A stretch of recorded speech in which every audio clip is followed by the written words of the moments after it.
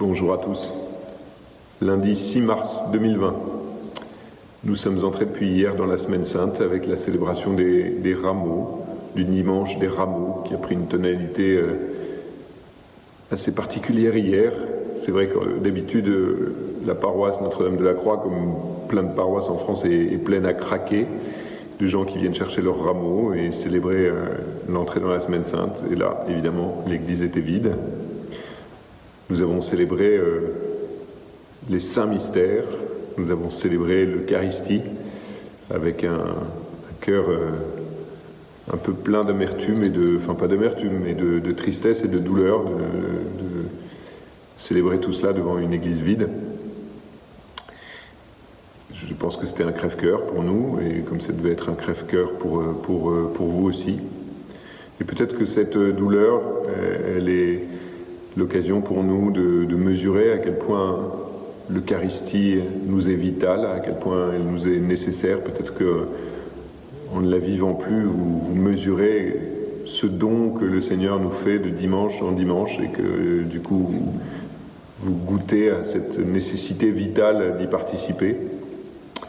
Voilà, si on grandit dans cette conscience-là, ça sera déjà un grand bien. Un grand bien que nous aura procuré ce confinement et cette privation. Je pense aussi qu'on peut,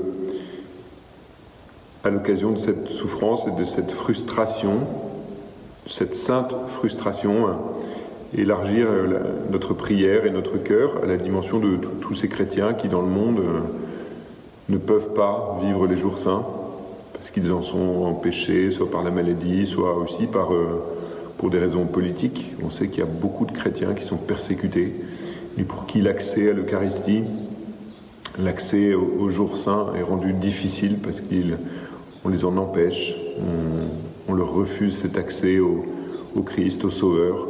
Voilà, je pense particulièrement à la situation en Chine où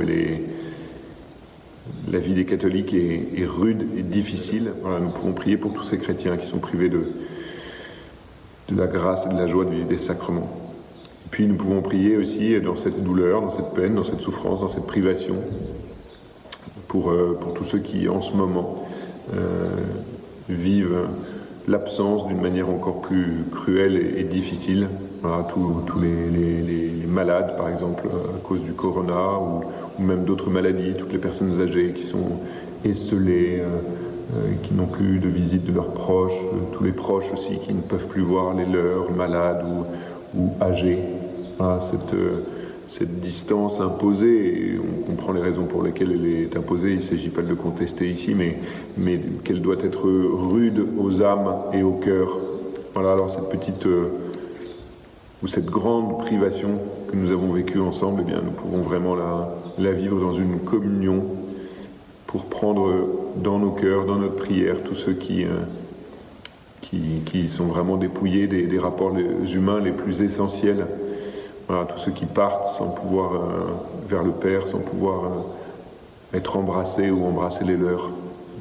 Voilà, je crois que c'est vraiment une souffrance terrible qui vient redoubler celle déjà immense de perdre un être cher. Donc voilà, que cette coloration si particulière de cette Semaine Sainte soit non pas l'occasion d'un désespoir, mais l'occasion d'un surcroît de charité, où notre peine nous ouvre aussi à la peine des autres. Vous voyez, c'est comme quand on jeûne pas simplement pour accomplir un exercice ou une prouesse physique, mais pour aussi rejoindre par le manque, par la privation, le sentiment, la sensation de ceux qui ne mangent pas à leur faim. Voilà, il y a quelque chose de cela qui peut se vivre dans ce confinement et dans cette Semaine Sainte que nous vivrons éloignés physiquement les uns des autres, mais que nous pouvons vivre dans une intensité, une proximité spirituelle renouvelée et plus grande. Je vous lis aujourd'hui, et je vous fais un tout petit commentaire, l'évangile selon saint Jean, le texte du jour, du lundi saint, et je vous invite à plonger dans ce qu'il nous dévoile du mystère du Christ et de l'Église. Évangile de Jésus-Christ selon saint Jean, chapitre 12, versets 1 à 11. 6 jours avant la Pâque, Jésus vint à Béthanie où habitait Lazare, celui qu'il avait ressuscité d'entre les morts. On donna un repas en l'honneur de Jésus. Marthe faisait le service, Lazare était avec Jésus parmi les convives. Or Marie avait pris une livre d'un parfum très pur et de très grande valeur. Elle versa le parfum sur les pieds de Jésus qu'elle essuya avec ses cheveux. La maison fut remplie par l'odeur du parfum. Judas Iscariote, l'un des disciples, celui qui allait le livrer, dit alors « Pourquoi n'a-t-on pas vendu ce parfum pour 300 pièces d'argent que l'on aurait donné à des pauvres ?» Il parla ainsi, non parce qu'il se préoccupait des pauvres, mais parce que c'était un voleur. Comme il tenait la bourse commune, il prenait pour lui ce qu'on y mettait. Jésus lui dit « Laisse-la. Il fallait qu'elle garde ce parfum pour le jour de mon ensevelissement. Des pauvres, vous en aurez toujours avec vous, mais moi, vous ne m'aurez pas toujours. »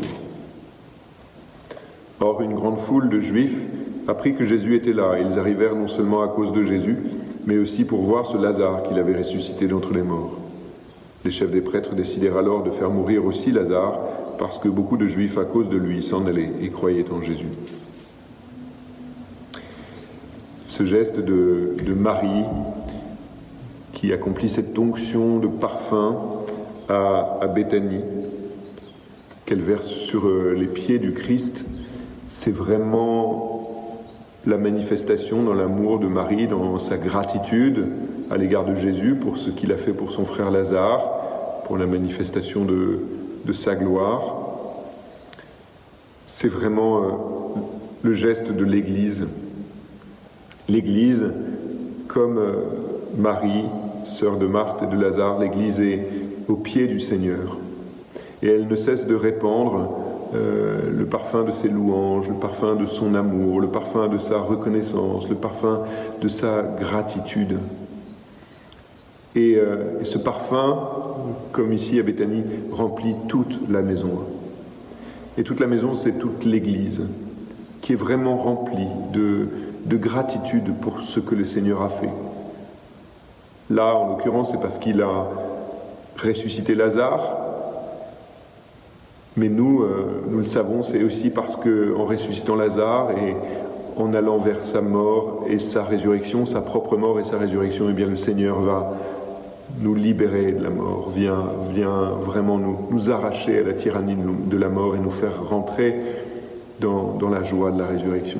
Et l'Église vit de ce mystère pascal, elle vit de ce don que le Christ a fait de lui-même et ne cesse de faire de lui-même parce que Dieu se donne en permanence.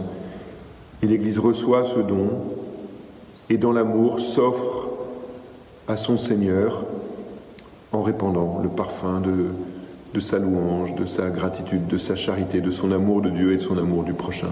Et elle est remplie de ce parfum.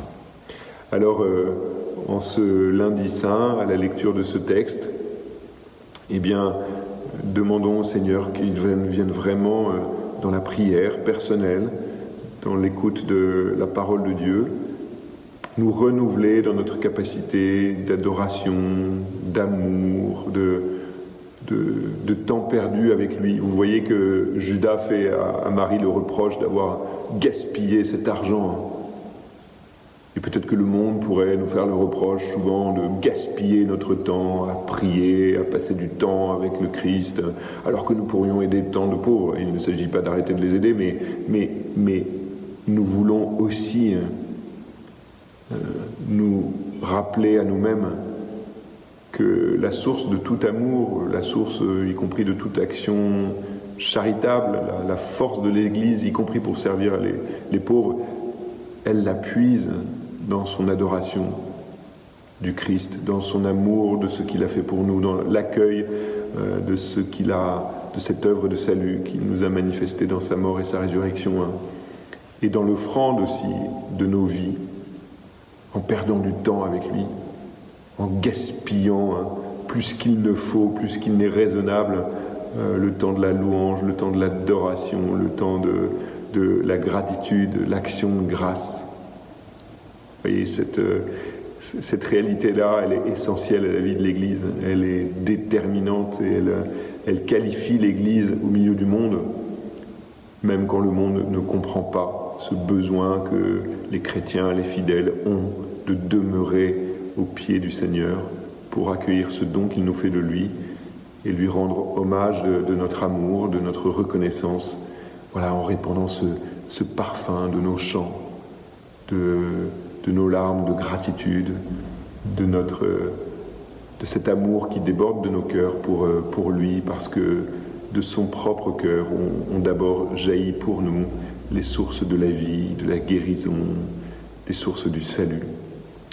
Voilà, que Marie nous entraîne en ce jour dans cette profusion du parfum qui se répand, et qu'elle nous fasse vivre ce qui est le propre au milieu du monde de l'Église, qui aime ce Seigneur qui l'a tant aimé en premier. Oui, que nous puissions être de ceux qui l'aiment infiniment, lui qui, le premier, nous a aimés en se donnant tout entier à chacun d'entre nous. À demain.